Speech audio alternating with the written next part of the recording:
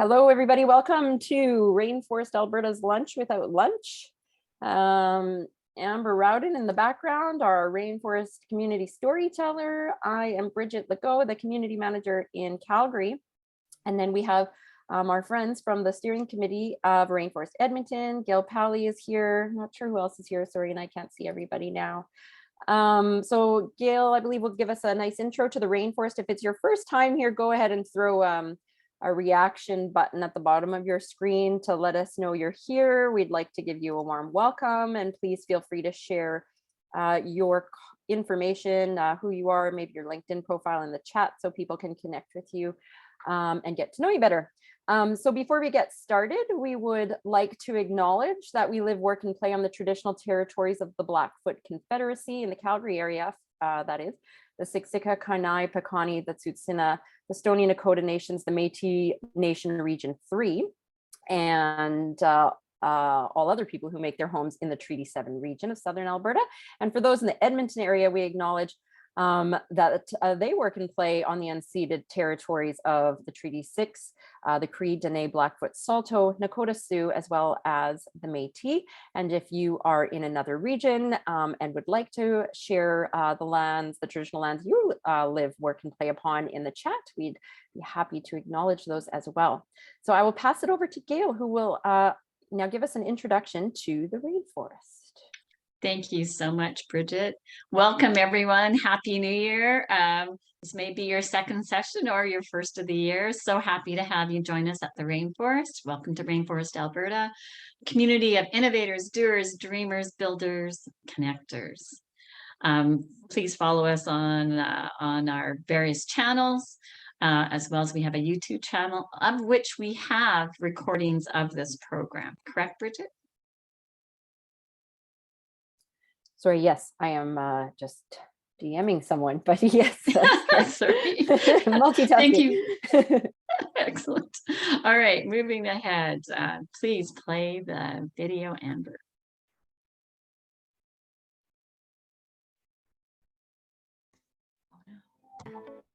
Or for a seed to sprout.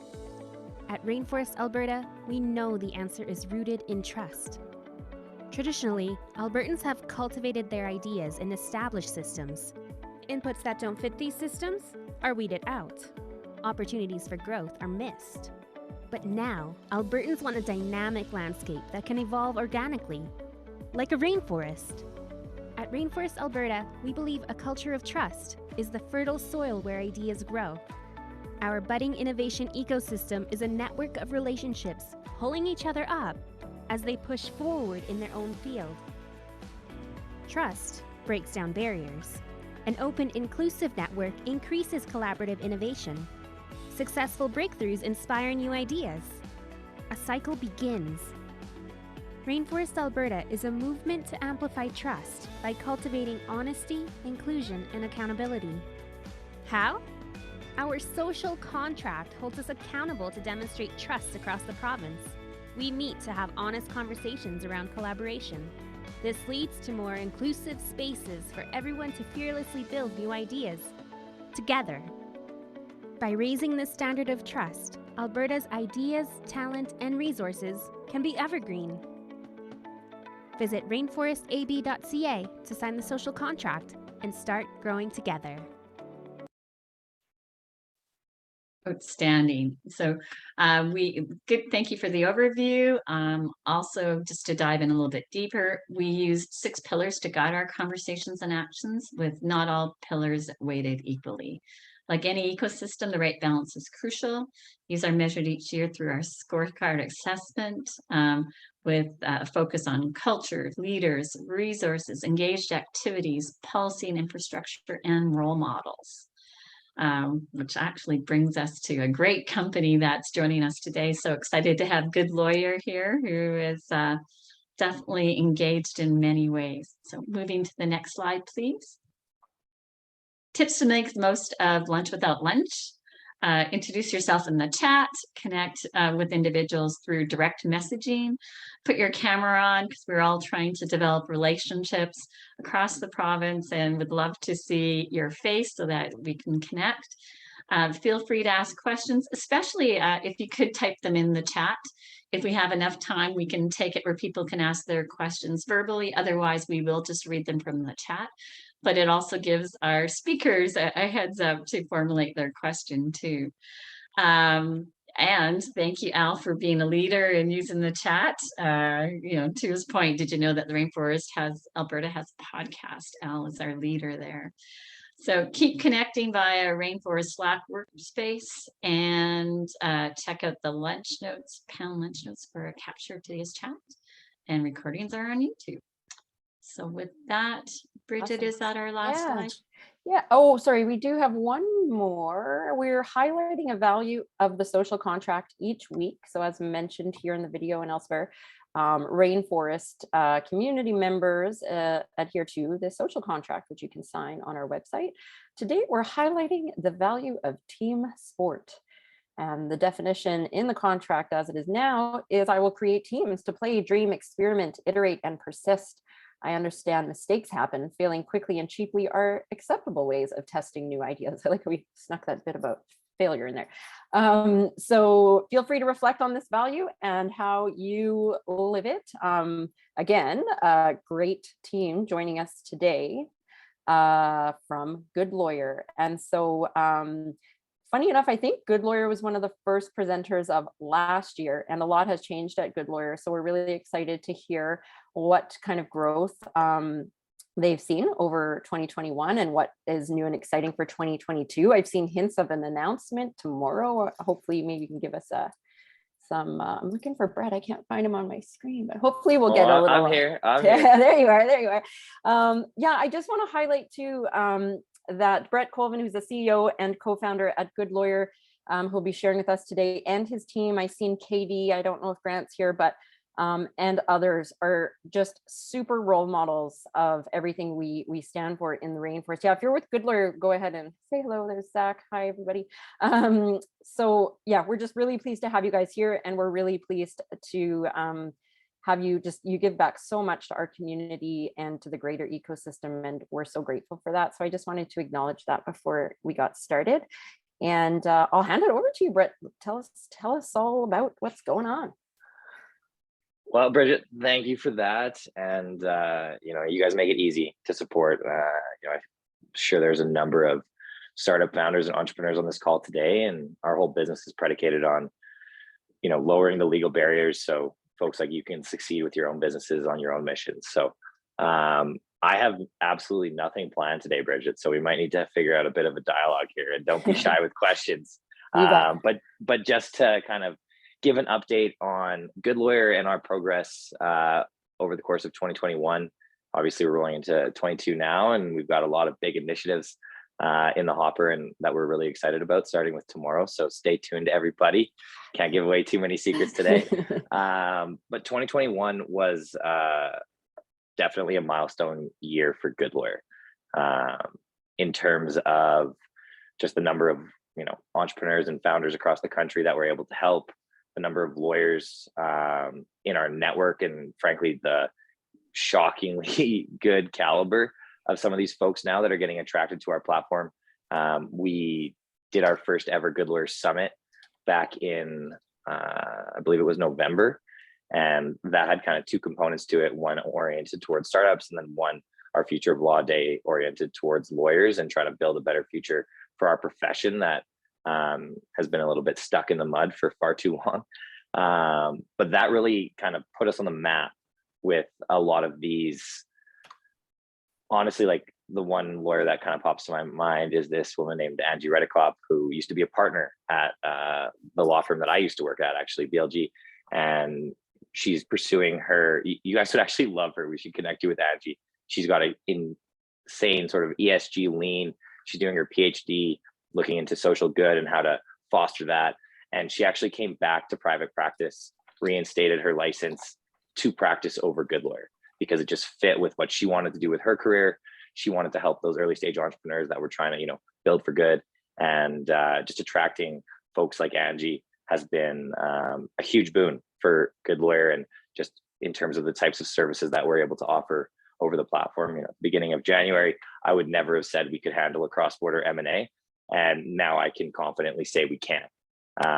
So it's been really cool to see the development on the lawyer side, which is allowing us to provide truly the full solution to startups of kind of all stages and sizes, because we still have that core focus on super accessible micro legal services for the folks that have been completely left out of the legal market to date.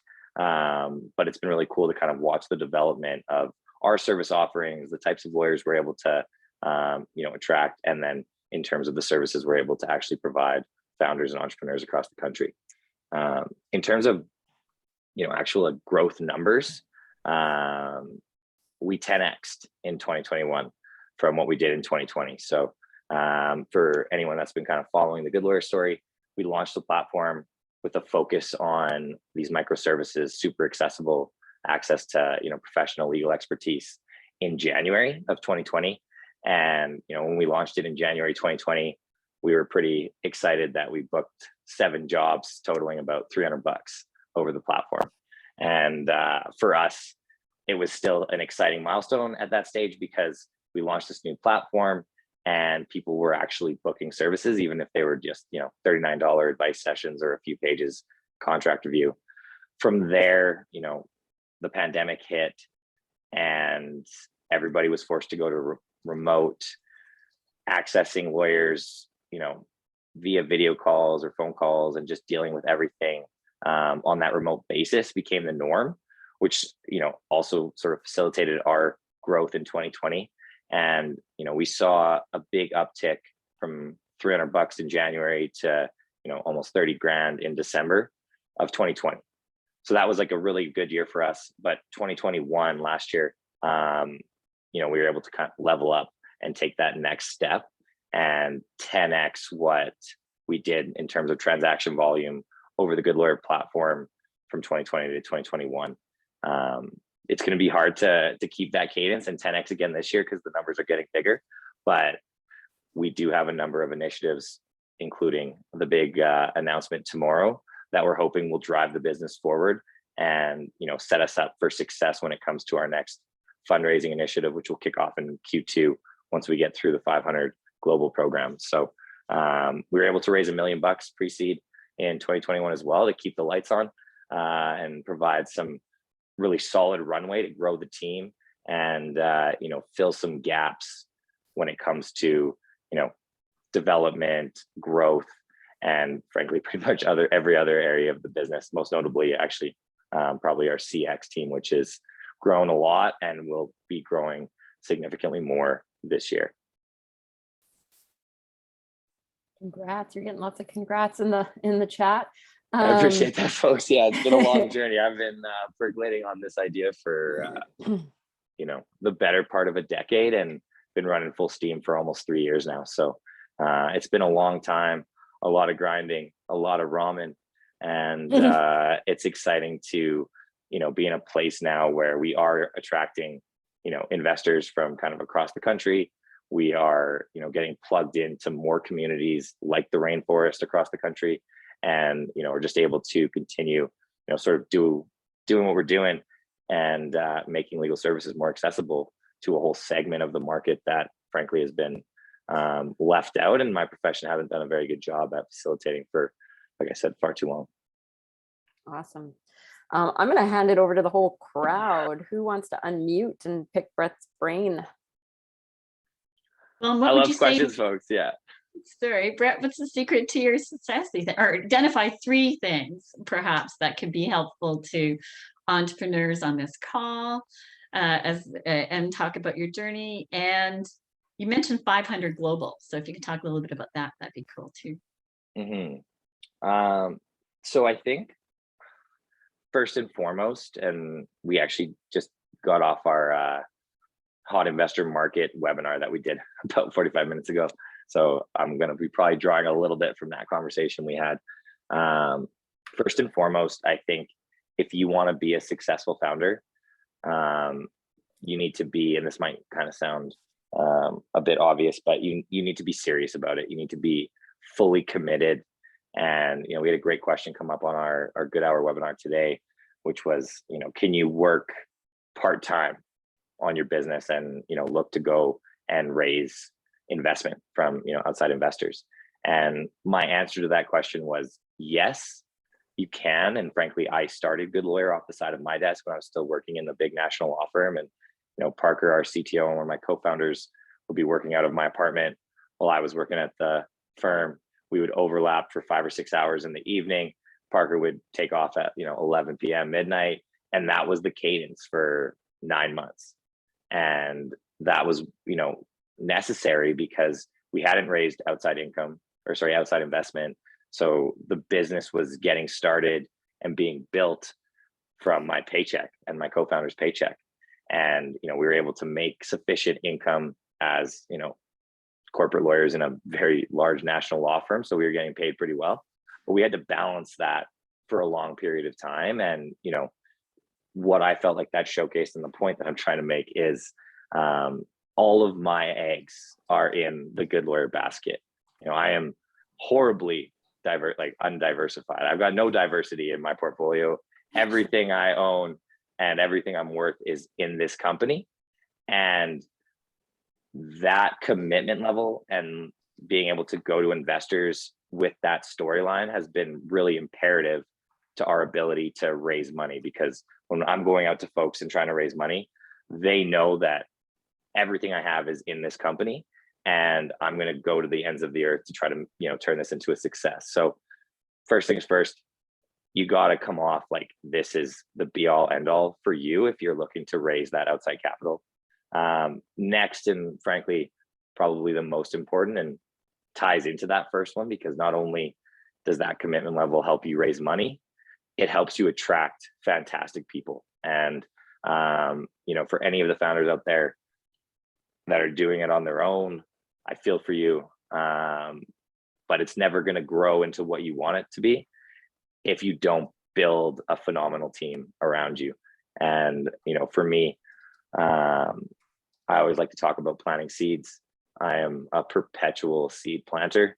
And, whether it is a Josh Weinberger working at the firm with me, who's now our chief legal officer, it took me 2 years to work him from, getting him initially interested in the business to actually leaving, his 6-figure job to take a drastic pay cut and jump on, the Goodlawyer rocket ship. So planting seeds early with investors, with team members. Zach, in the exact same boat here on the call.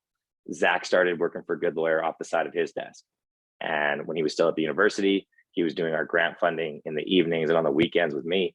And, that parlayed itself eventually into leaving the university and coming on full time.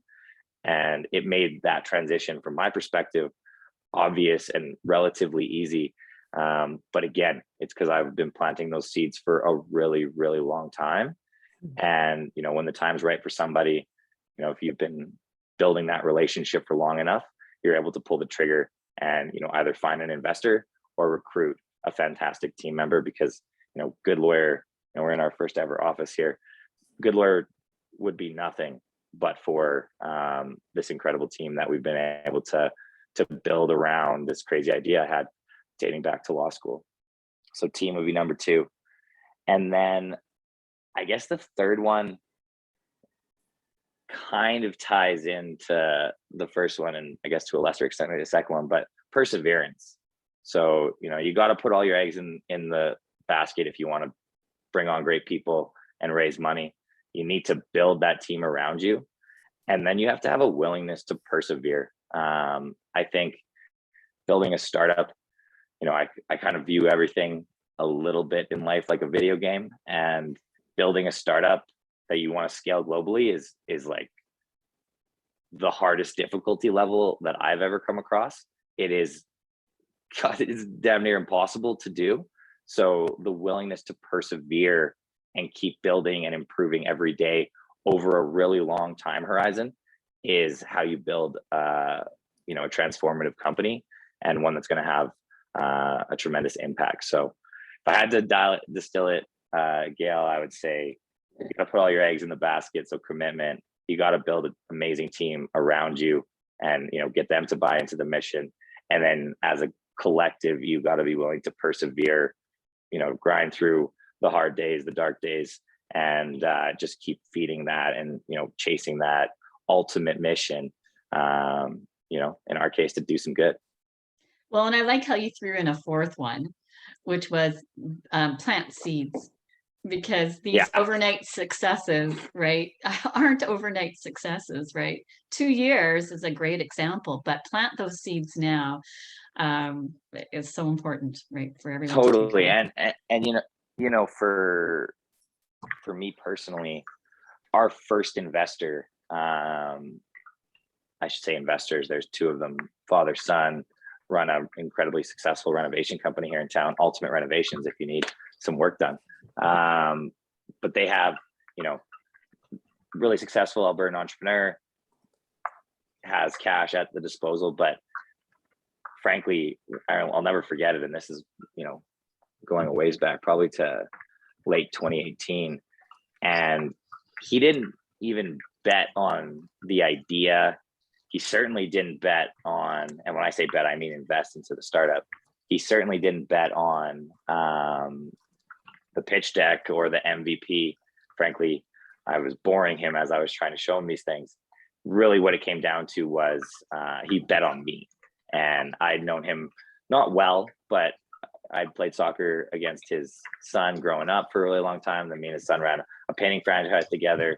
So he'd been kind of watching my life journey for a decade. And when they approached me about investing in Goodlawyer, it was really predicated on that belief in me more than anything else. And so again, it comes back to, trying to establish relationships wherever you can find them. A number of former lawyers at BLG invested in Goodlawyer. And again, that was less of a function. I mean, in that case, it was a bit more, they could see where we're trying to take the industry, and that aligned with where they saw it going. But really at its core, it came back to belief in the founder and the team that they could, chase something special. And at the end of the day, potentially return, a lot of capital to those investors that were willing to bet early. Very cool. And the 500, you mentioned the accelerators. So some people don't understand accelerators. So if you can give a little bit of background on why you're part of that. Yeah. So this one, everybody, is a secret. We're not supposed to announce it yet, apparently. It kicked off a couple days ago. But 500 Global, they're doing an Alberta accelerator. It's the first batch, kind of part and parcel with Alberta Innovates and just the Alberta government generally trying to bring some more startup technology accelerators into the province. So that's how this all started. Frankly, I've been pretty hesitant to jump back into an accelerator. We've done a few in our history. And I mean, for us, we kind of get the double tap because we get the opportunity to learn and improve our business, but everybody that's going along, in the accelerator with us is also, a prime candidate to use Goodlawyer for their legal needs. So we always get that double tap, which makes it a bit easier, but there's so much going on in the business. Deciding to, commit to doing another accelerator, which is going to inevitably eat up a tremendous amount of my bandwidth, which is already kind of stretched to the max, was a hard decision. But we ultimately decided to go ahead and pursue it because, frankly, I felt like I needed to level up. We've got the big, hairy, audacious goal, the BHAG. We've got the day-to-day operations pretty dialed, and if you see me on things before, I'm a perpetual salesman. I'm sure I'm going to drop something in the chat here later. But it was really that in-betweener, that strategic planning that that we didn't really need when it was 3, 4, 5 people on the team, because I could have my, hands in all the cookie jars and keep an eye on everything, and we could drive forward, as that small group. But as we're getting, 20, 25 people on the team, it's just too big and too complex of an organization now, even at that kind of, still relatively small stage, 20, 25 employees, for me to effectively influence what's going on verbally or on an ad hoc basis. So you need to scale, right? You need to scale. We need to scale in all sorts of ways. And where the accelerator fits in for me personally as, you know, the CEO is trying to scale decision making effectively. And, you know, to scale decision making, you need more processes and planning in place.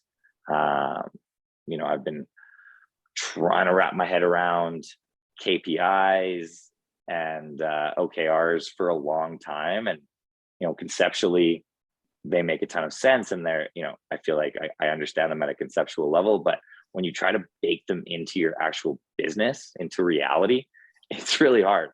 And so for me, the decision to go into 500, you know, basically kind of CEO summer camp for me, committed time to focus on planning and level up, because, you know, I'm probably the most unqualified person on the team for my job. Probably not. Last point on this is that, of course, last year, these accelerators were announced. So the accelerators, the 4 large accelerators across Alberta aren't a secret, because obviously everyone can apply. Not all will be accepted. Some of the timing perhaps is maybe more of a secret. But there's 3 years worth of cohorts. And so everyone on this call who are interested in accelerators should look at applying for any of these accelerators that would be a fit for them. Totally. And I think the accelerators, just generally speaking, have all had a positive impact. Again, everything you're doing as a founder is a cost benefit analysis. Is my time better spent here? Are our resources better spent there? So it's trying to weigh that balance. And I have seen, you know, some folks, you go into an accelerator and you just hope that, you know, you're going to come out on the other end of it and you're, you know, ready to raise $1 million and, you know, hit the road running. But the reality is, you'll get out of an accelerator exactly what you put into it, and they can provide a framework. And that was what excited me about 500 is, you know, that's a Silicon Valley based, you know, very prominent accelerator. And, you know, they're doing a little bit of a tweaked version under this sort of Alberta framework. But at the core, they're working off the same growth playbooks, the same sort of materials, the same structure of organizing that decision making and helping, you know, the CEO and the other leaders on the team prioritize and, you know, allow for effective decision making through sort of all the ranks of the company. So yeah, we're just getting started, but the hope for me is to really level up my planning chops, get a bit better at telling the investor story and gearing up to raise a sizable seed round later this year. Outstanding. I see that Scott Lexton has a question. Scott, do you want to ask it yourself? Sure, yeah. I was just curious about, you've talked a lot about, like, you know, raising money and capital and that. I'm curious about sort of raising customers and users, and what kind of sales, marketing, and networking activities you found to be effective, and perhaps what you've tried that hasn't worked so well in terms of raising awareness about Goodlawyer and the offering you've got there. Mm-hmm. Great question, Scott. Everything's kind of, well, I would say that it's fluid and it changes, and depending where you're at, you know, I'm sure most of the folks on the call have heard the kind of phrase, you know, you got to do the unscalable things in the early days. And, you know, trying to build a scalable marketing sales strategy on day one when you don't have a customer is just a, you know, a fool's errand. You need to be, yeah, you got to understand where you're at in your business life cycle and how do you get just to that next level. And for me, again, I'm trying to plan out a couple more levels now and get better at that. But in the early days, and I think part of our success was my sort of tunnel vision on how do we go to just the next step? How do we get one step, you know, further down the line? How do we go from 0 to 1? And so for me, in the early days of Goodlawyer, and maybe you can tell me, you know, where your business is at, I can provide you a bit more direct advice on this. But for me, in the early days of Goodlawyer, I was the first Goodlawyer. You know, I was the first Uber driver on the Goodlawyer platform, so to speak. And so my means of, you know, getting that initial, I mean, it's calling it traction is even a bit of an overstep, but just seeding the platform with some of those early users so you can iron out some of the kinks and the bugs I did that by literally forcing people that I was going to work with. Like if my buddy needed a real estate deal, or, you know, someone needed a shareholders agreement, my co-founder and I, we would do them, but we would make them use the platform. Like there would, you know, we just would insert the platform in between that relationship so we could start running it and using it. And, you know, when we filed our trademark very, very early days, and, you know, if you're serious about your business, I would strongly encourage you to get incorporated and think about a trademark if your brand's important to you.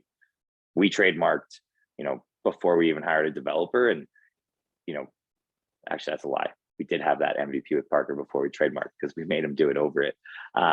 We forced the lawyer that was going to do our trademark to do it over the platform. So just anything sort of in our realm where we could hustle and force people to use the platform is how we seeded it, you know, on day one. Day two, I'm out there in the community, and events are amazing. Like events like this today are an amazing hack to get your word out there in an accelerated fashion. And, you know, for me, day 2, 3, and 4 was just handing business cards out to every human I met, and, you know, going to every event that I could, and just trying to get people to be aware of Goodlawyer. And, you know, I guess the other piece of it too, and why we found more success when we launched those microservices, is we were able to offer something that didn't exist in the market. So you can't hire a lawyer for $39 unless it's over Goodlawyer. You can't get a lawyer to review a 4-page, or, you know, in our case, the lowest is 2-page agreement for $50. Like you cannot pay a lawyer $50 to do anything for you unless it's over Goodlawyer. And if you find another option, please let me know, because I haven't seen it. My point there is we had a product offering that filled a total void. Like there was no competition. You know, there was no one that could do this little thing that we could do. And that made it easier to test us out. The price point was low enough that people could take, you know, a chance on us without feeling like, you know, they had to break the bank to get some legal advice. So having that product offering in those early days of 2020 was really helpful. And then as we've grown, we've gotten a lot better at some more sophisticated methods of marketing. So we brought our head of growth on, Grant, in the early days. He started doing some paid stuff that turned into some partnership stuff. And where we found a ton of success in 2021 was around our webinars. So we call it the Good Hour series now. Those roll out every week. We're touching on a different legal topic. We've got one on grant funding, one on growth stuff. So we've got this recurring webinar series. And instead of trying to sell you legal services right away, we try to get you to come out to a free webinar, get some education, allow us to provide some free value to you. You know, it's all about providing value before you start taking value. And so we can provide that education, teach entrepreneurs, you know, not how to draft a shareholders agreement, not how to file a trademark application, but trying to develop their legal spidey senses so they know that there's a legal issue that they should, you know, chase down. And so just starting higher in the funnel than any other traditional law firm has the capabilities to, or the desire to at least, is how we've driven a lot of traffic in 2021. And, you know, now we're trying to look for that next unlock. And, you know, we'll be coming out with on-demand webinars so that you don't have to wait around until the next week to get the information. Those are going to be on demand. We've got some channel partnerships that we're really excited about, and we haven't been able to really crack the code on truly effective channel partnerships yet. But it is a place where I see a tremendous amount of opportunity for Goodlawyer if we can get it right. So I think as you are scaling, I think content is king. We are a huge content player, and, you know, we're putting out more legal education content than anyone else in the country. And that has been a huge driver of our success, because we're playing the long game. We're trying to add value to as many folks as possible. And, you know, when they're ready for legal services, Goodlawyer becomes a no-brainer for a variety of reasons. Awesome. You know what I think we'll do next is we'll head into some smaller groups so everybody has a chance to chat. I've tried to spread out the Goodlawyer team. If there's 2 of you in a room, just come back and we'll reassign you, but I think we're good. If you're new to the Rainforest, this is really where the magic happens. Please don't be shy. Take the opportunity to get to know others in the room.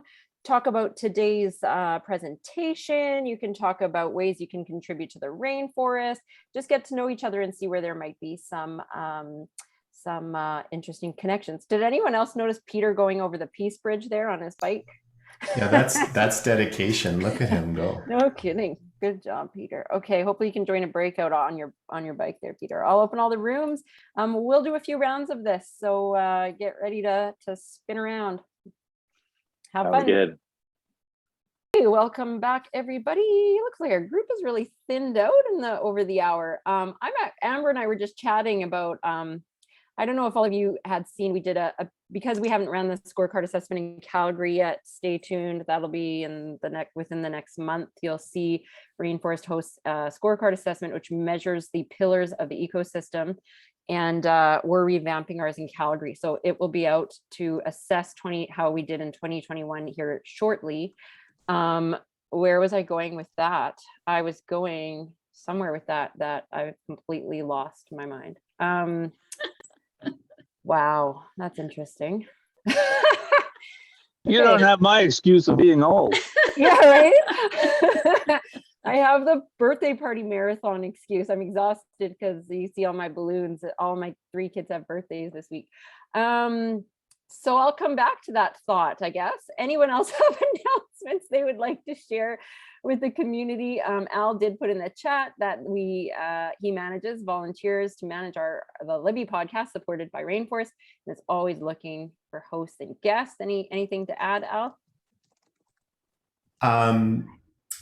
Yeah, no, I think that we're on we just launched episode 152 on Tuesday, and it's one of my favorite episodes because I interviewed a fella that I hired when I first started a software company in 2003, and I hired him right out of DeVry as a brand new junior developer. And when you hear what his career trajectory has been since then, I'm so honored and proud to have said that I gave that guy a chance, and look what he became. So junior developers are the way to go. You got to hire juniors. That's awesome. I would double down on that, Al. It is a tough market to hire dev talent in. You've got the big players like the Amazons and the Microsofts who have figured out that remote works and are poaching people from every kind of nook and cranny in the world. So the market for that tech talent it's just tougher than ever before. And one of the areas where we've found great success is hiring these junior devs, giving them a chance, taking training seriously, and leveling them up to a place where they can be huge contributors. And if you're hiring folks fresh out of school or in that kind of younger demographic, there are so many grant opportunities to help fund that. So totally agree with that sentiment. Thank you, Brett. Can I get a formal quote from you for the website? Send me an email, man. I'm happy to provide. Great. I'll second third that as well. Guys, that's awesome. I didn't remember what I was going to say, and it was around the numbers and how we have dwindled down here to 27 people. How did we jump back up? Someone jumped back on, I guess. We were 25 there. It's been an interesting start to the year as far as like general vibe goes. And so where I was going with the scorecard assessment is in that we did put out an impact report to just talk about some of the statistics from the community this past year in lieu of our scorecard report. And we averaged 80 people at Lunch Without Lunch last year. And so the numbers have been small. I urge you all to reach out to those in your worlds and invite them in to give back to the community and or seek help from the community every week during this hour. And if you have any feedback on what you'd like to see more of, like just informally, we're actually going to be undergoing some community discovery here a little later in 2022. But if you have some feedback for us, just let us know. How to get a hold of us: Slack, email, whatever. 1 minute left for any other announcements. We cannot leave the room open today. Amber and I have to go work on that scorecard project right away. So usually we do that, but we won't be today. Well, I'd like to just add, sorry, go ahead. No, you go. I just wanted to add, I keep seeing on the survey who's read the Rainforest book. I'd be interested to facilitate or host a book club, reading the book and going through it. I'll just put my information in the chat if you want to connect. Let's do that. Yeah, we have a few extra copies. If anyone wants one, just reach out to Amber. Go ahead, Brett. And we want to say a big thank you to you and your team for joining us today. Well, I was just going to say the same thing, Bridget. Thank you so much to yourself and Rainforest for hosting us. You guys have been such an awesome, community supporter, and especially for us in the early days, such a great community of entrepreneurs and startup founders, and also, a fantastic way to leverage that community and tell our message through events like this. So strongly encourage everyone to come out to these and things like this. There's no better way to level up your business than connecting with folks who are in the mix with you. So thanks again for having us, and for anybody that needs legal help, you know where to go. Goodlawyer.ca. Everybody gets a free one now if you're a first-time user. So if you got a question, go check it out. Cool. We'll look forward to the announcement tomorrow. We'll be watching your socials. Okay. Sounds good. Thanks, everyone. All right, all have a great week. Thank you. Cheers.